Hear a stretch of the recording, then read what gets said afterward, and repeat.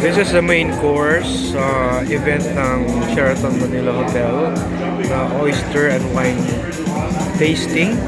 So this is steak. Let's check kung saan ko ito nakuha. But let's go around first. So this is another event na napuntahan ko na maraming tao talaga kasi nag-lower down na ang IATF protocols.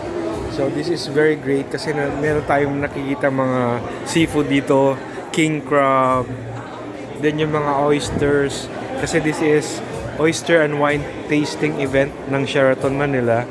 Yung Malpic yun daw ang pinaka-sarap pero yung winter sweet ito yung finale. So maraming klase. So dito diniscuss nila yung oyster flavor wheel kasi kahit napakaraming varieties ang oyster, iba-iba yung lasa. May matamis, may maalat. So ito yun. So if you can read and check on this kung ano yung mga level ng taste ng oyster. So nandyan yan.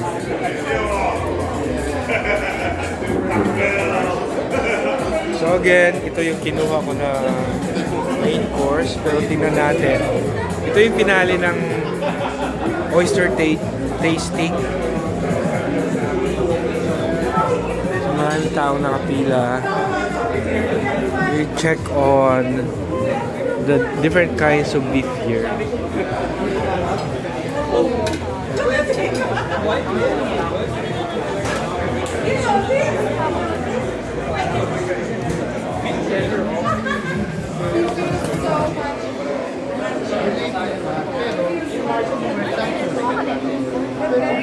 Ikot ako doon sa likod. Okay.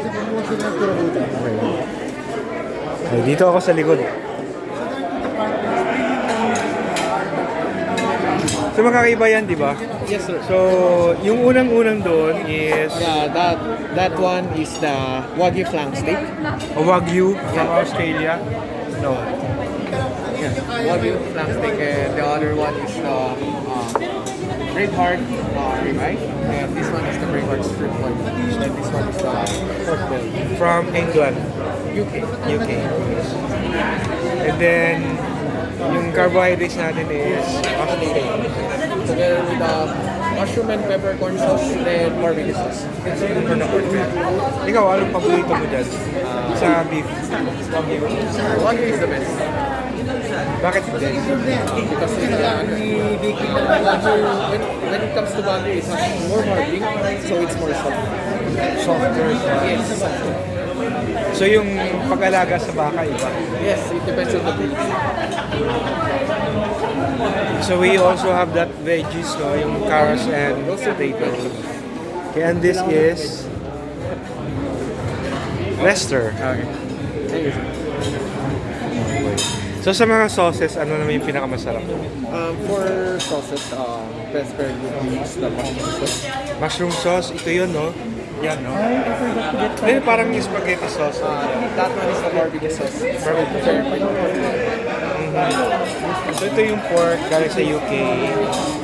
So again, this is the sirloin, and then US ribeye, and then yung wagyu. Wagyu steak.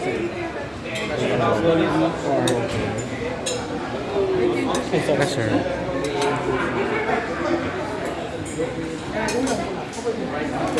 So itong hall na ito is supposed to be a collab, right? Yes. Kasi I was here nung yung Uri, nung launching ng Uri, I was here also. Pero sinasabi ito nga yung collab, parang workspace. Yes, Pero it's been converted. Actually, this one is like can be converted to some events, and then can also be a workspace. Oh, okay. So right now yung partnership ng Sheraton at saka ng Sea Trade. Sea trays. Sea Trade, no? Saka PYC Foods. So ibig sabihin sila yung ano, Sponsor. sponsor lang, hindi sila yung anong tawag nito? Sila yung magsusupply, hindi sila supplier. Actually, supplier din sila. Supplier. Yes. Okay, Sheraton is very nice. Of course, one of the most modern hotels. And then it is part of the Marriott group. right? Thank you. I'm going to enjoy my meal now. Okay, thank you, sir. Okay, let's go around again. And this is me. I already have my food there. Okay. Kaya I'm going around. Okay. And you're from PYC, right? PYC, hi! Kasi I also my vlog. I'm from Manila Oh, Times. okay. And you were explaining about it. Yeah, I was telling you about Jack's Creek from Australia, Braveheart from US, and Dingley Del Pork from UK. So you supply Sheraton. We At- supply, we started, the company was founded in 2020, and we're just starting. Okay. We're gonna be supplying this. So not just Sheraton, the Marriott we're Group. Yeah, we're supplying Marriott, we're supplying Manila Peninsula, so we're supplying basically. And you're Mildred. My name is Miss. Okay.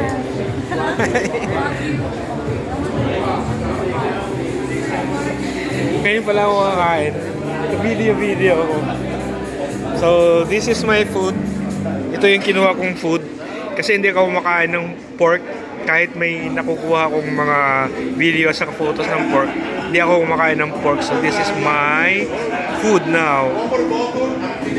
So, again, itong event na ito is parang beginning na rin ng socialization. Marami ng tao. Nagkaroon kami ng antigen test. So, kung hindi nakamasa mga tao, it's because before we were admitted to the event, dumaan muna kami ng antigen test. Okay? Ayan.